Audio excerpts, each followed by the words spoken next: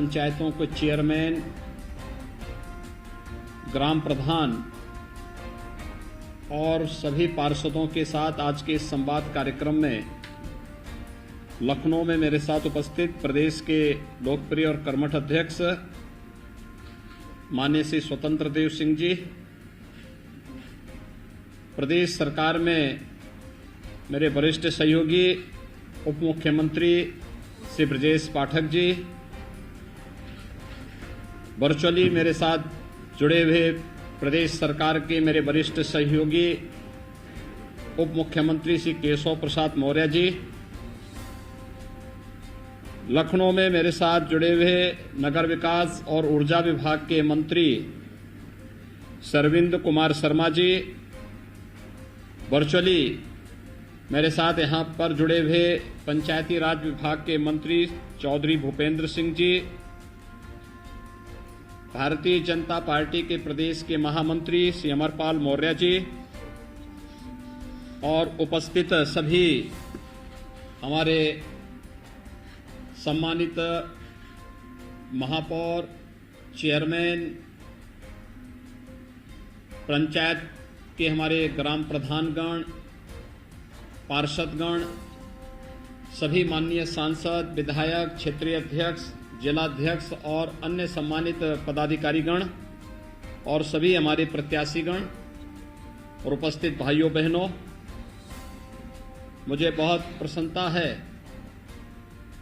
कल हमें इसी समय आप लोगों से संवाद बनाना था, लेकिन समाजवादी पार्टी के द्वारा जो व्यवधान पैदा करने का प्रयास हुआ था, उसके कारण हम लोगों ने कुछ देर के लिए इसे स्थगित किया था और आज आपके साथ संवाद बना रहे हैं। अभी आपके सामने हमारे दोनों वरिष्ठ सहयोगी उप मुख्यमंत्री द्वय श्री केशव प्रसाद मौर्य जी का, श्री ब्रजेश पाठक जी का और प्रदेश अध्यक्ष श्री स्वतंत्र देव सिंह जी का महत्वपूर्ण उद्बोधन भी आपके सामने हुआ है। हम सब जानते हैं कि प्रदेश के अंदर 36 सीटों पर विधान परिषद के चुनाव वर्तमान में चल रहे हैं। इन 36 सीटों में से भारतीय जनता पार्टी 9 सीटों पर पहले ही विजय प्राप्त कर चुकी है और निर्विरोध भारतीय जनता पार्टी के प्रत्याशी यहां पर चुने गए हैं। शेष 27 सीटों पर चुनाव वर्तमान में चल रहे हैं। उत्तर प्रदेश जो देश का सबसे बड़ा राज्य है, उसके उच्च सदन के लिए यानी विधान परिषद के लिए इन 36 सदस्यों की एक बड़ी भूमिका होगी। याद करिए, जब सरकार का गठन 2017 में आप सबने आदरणीय प्रधानमंत्री जी के आह्वान पर प्रदेश में किया था, तब विधान परिषद में समाजवादी पार्टी का बोलबाला था और वह प्रदेश के विकास के हर कार्य में रोड़ा अटकाती थी, बैरियर बनने का काम करती थी। जैसे तैसे हम लोग उस समय विधान परिषद के अंदर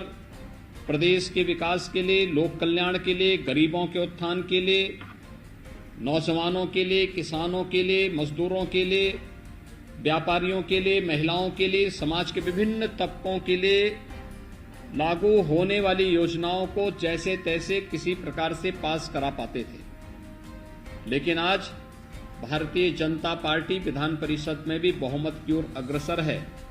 और अगर ये 36 की 36 सीटें भारतीय जनता पार्टी जीतती है तो मान करके चलिए कि भारतीय जनता पार्टी के पास विधान परिषद में 2/3 से अधिक बहुमत होगा और भारतीय जनता पार्टी के पास विधानसभा और विधान परिषद में 2/3 से अधिक बहुमत के कारण भारतीय जनता पार्टी को प्रदेश के अंदर विकास के कार्यों को आगे बढ़ाने, विधान मंडल के अंदर किसी भी प्रकार की कोई परेशानी विकास के लिए, लोक कल्याण के लिए, गरीब कल्याण के लिए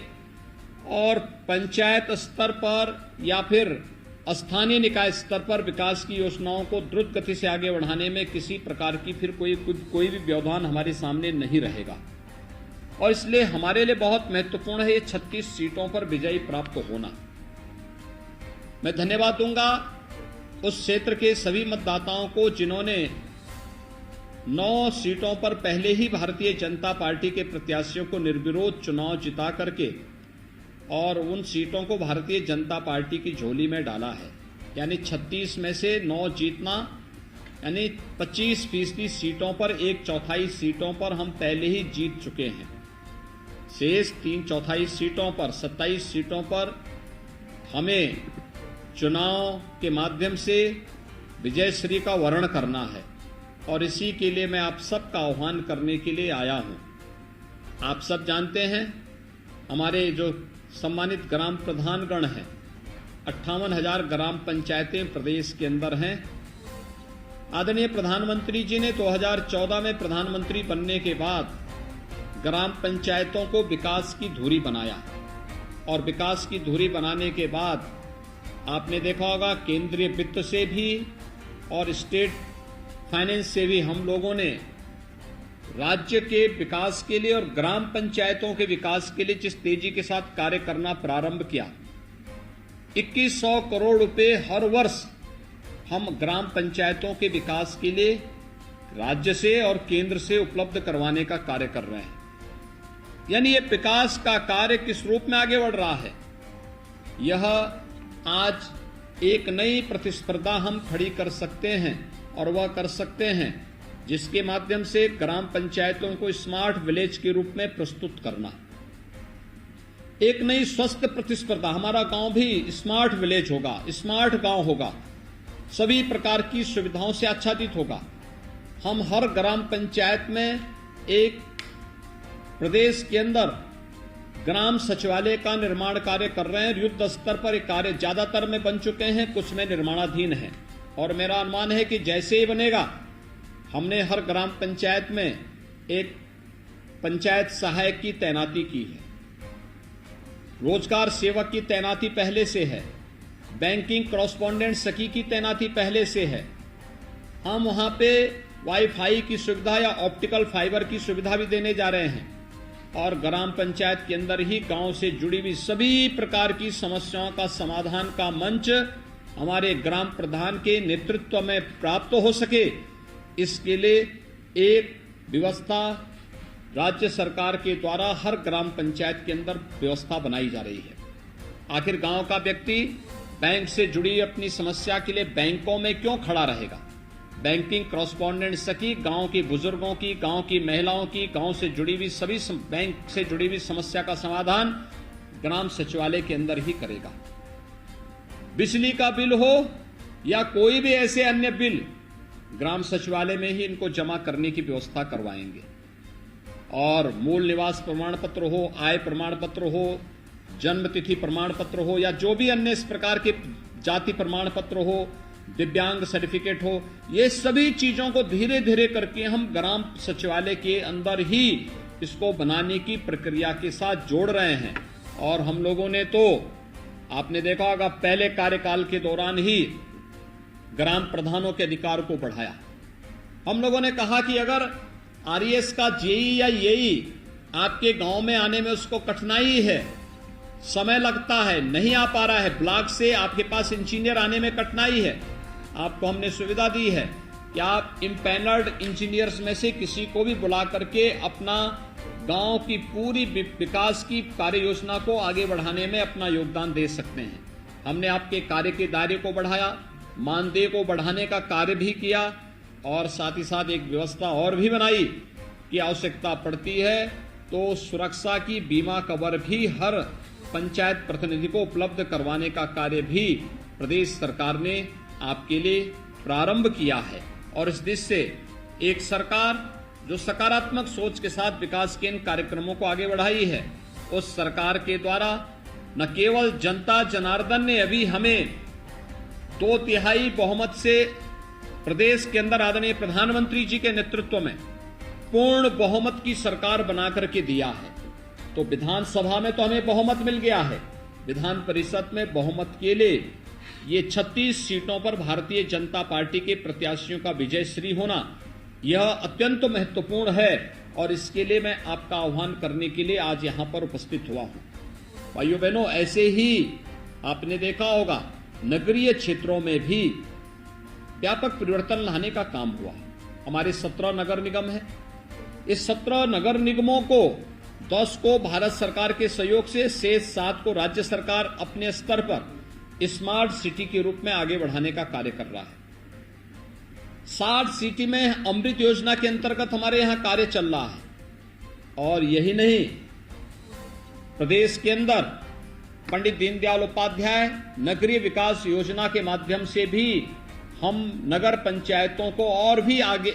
न केवल उसको अधिकार दे रहे हैं, बल्कि उनके समग्र विकास की एक ठोस कार्य योजना को आगे बढ़ाने का काम भी कर रहे हैं।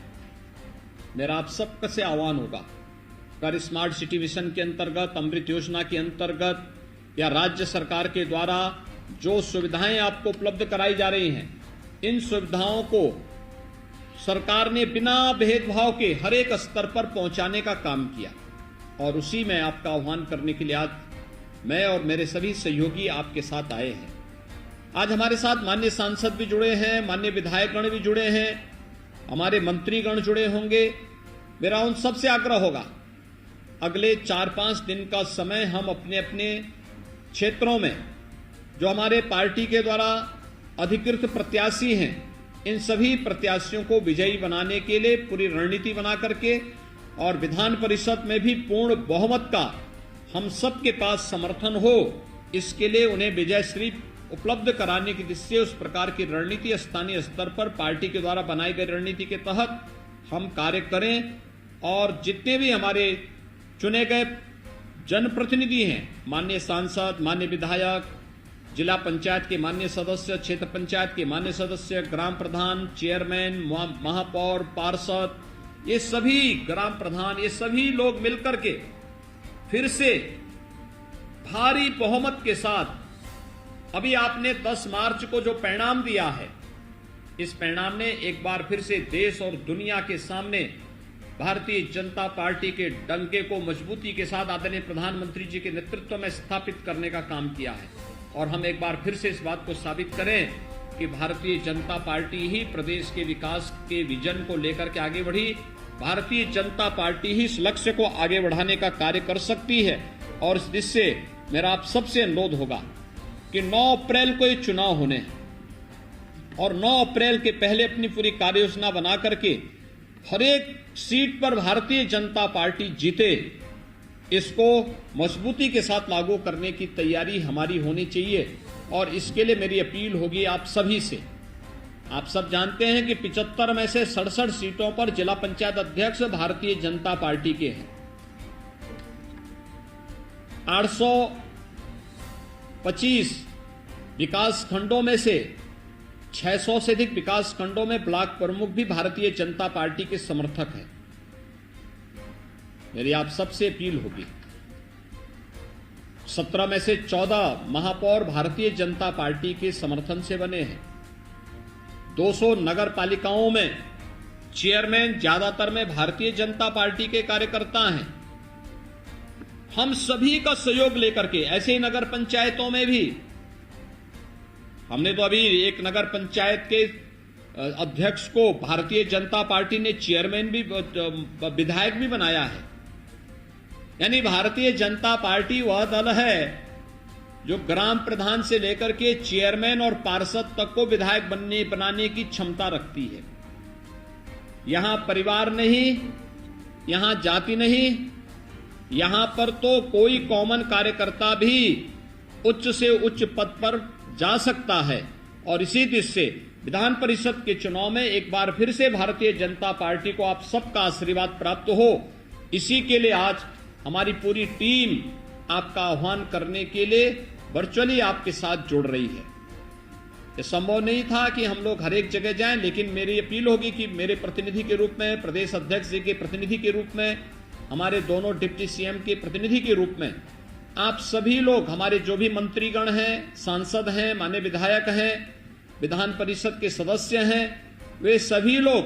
अपने अपने क्षेत्रों में जाकर के भारतीय जनता पार्टी के अधिकृत प्रत्याशी को भारी बहुमत से विजयी बनाने के लिए अपना योगदान दें। और वहां पर उन लोगों का समर्थन, प्रत्येक मतदाता का समर्थन भारतीय जनता पार्टी के पक्ष में कराने की पूरी तैयारी करें, जिससे विधान परिषद में भी हमारे पास पूर्ण बहुमत हो और प्रदेश के विकास के लिए, प्रदेश में गरीब कल्याण के लिए, प्रदेश में लोक कल्याण के लिए चल रहे उस विजन को जो आदरणीय प्रधानमंत्री जी ने दिया है कि नए भारत का नया उत्तर प्रदेश बनाना है, तो नए भारत के नए उत्तर प्रदेश के लिए इस विजन को हम आगे बढ़ाने का कार्य करेंगे। कल से वासंतिक नवरात्रि प्रारंभ हो रही है। यह चैत्र शुक्ल प्रतिपदा है, भारतीय नौ संवत्सर है। कहते हैं सृष्टि के आरंभ की तिथि भी मानी जाती है। मैं इसके लिए आप सभी को हृदय से बधाई देता हूं, अपनी शुभकामनाएं देता हूं। जगत जननी मां भगवती से प्रार्थना करता हूं कि आप विकास और सेवा के जिस अभियान के साथ जुड़े हुए हैं, ये मजबूती के साथ आपके जीवन को और भी यशस्विता प्रदान करे। इस विश्वास के साथ मैं एक बार फिर से आप सबका आह्वान करता हूं कि भारतीय जनता पार्टी के अधिकृत प्रत्याशियों को उन सभी सीटों पर जहां चुनाव 9 अप्रैल को होने हैं, आप विजय उपलब्ध कराने में, उन्हें विजयश्री उपलब्ध कराने में अपना योगदान देंगे। मैं एक बार फिर से वासंतिक नवरात्रि की आप सबको हृदय से बधाई देता हूं, अपनी शुभकामनाएं देता हूं। बहुत बहुत धन्यवाद।